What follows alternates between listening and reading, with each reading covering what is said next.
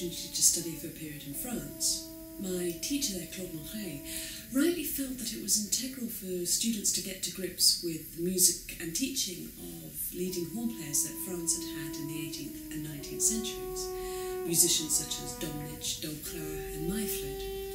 The one that really grabbed my imagination though was Jacques-François Gallay, and I was especially attracted to his set of Caprices for solo horn, the central works in this new disc. Galet was widely admired during his lifetime, with commentators applauding his mastery of an instrument that has always been regarded as treacherous. Berlioz praised his surety of intonation, accuracy, his pure sound, and his good taste in ornaments, stating that he has all that constitutes a horn player of the first order. Galet was born in Perpignan in 1764 and evidently became something of a local celebrity, in part due to a dramatic solo debut at the tender age of 14, when he replaced the principal horn of the local theatre orchestra who had fallen ill. This was particularly notable as the work being performed, Devien's Les Visitandines, contains a notoriously demanding horn obligato. Galet remained in Perpignan until the age of 24, when he travelled to Paris with a view to studying at the renowned conservatoire there, both as a horn player and as a composer. Unfortunately, he was technically too old to enrol in the instrumental course, and a special dispensation had to be sought so he could enrol.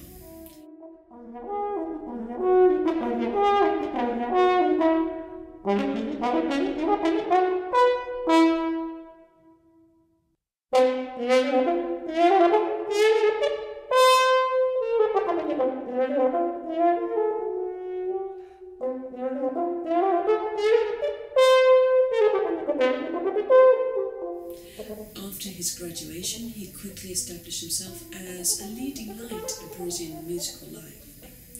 He held a number of prestigious roles and titles, including performing with the Orchestre of the Odeon, the Chapelle Royale, the highly influential Société des Concerts au Conservatoire, with whom he was a regular soloist. He was a founder member of the Cercle Musical, or Société Musicale, and he taught at the Paris Conservatoire for a number of years. Perhaps, though, the most influential role was his position as corps solo, that is, principal horn, of the Parisian Théâtre Italien, which brought him into contact with musicians such as Rossini, and a style of operatic music which really can be heard in a lot of Galet's own compositions.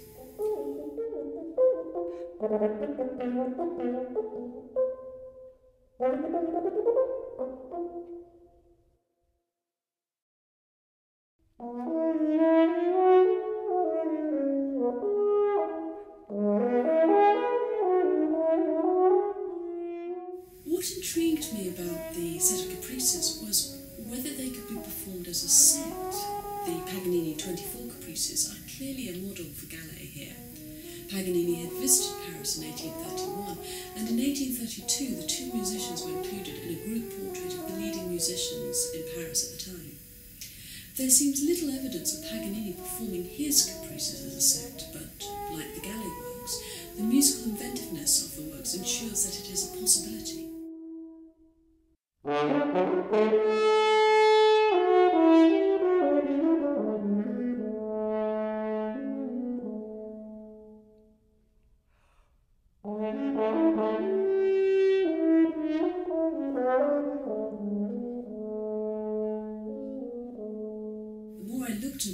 The more I became fascinated with this history of hidden concerts, performances of the 19th century, which were often very different to what we'd expect to hear today modern concert recital, performances often took place in private soirees and salons were the ideal habitat for the solo instrumentalist, who would be expected to perform works of their own composition or to improvise or extemporise on popular melodies of the day.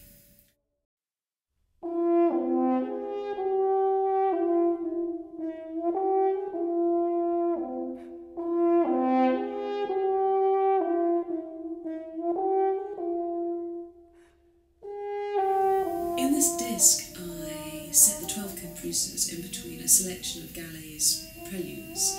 These Préludes are either written with time signatures and bar lines, which give the music a more standard beat, or without, which makes the music much more fluid. It sounds much more like improvisation. Each prelude leads into a caprice, which is finally followed by one of Gallay's Fantaisies, which are simple, more purely melodic works which finish each set.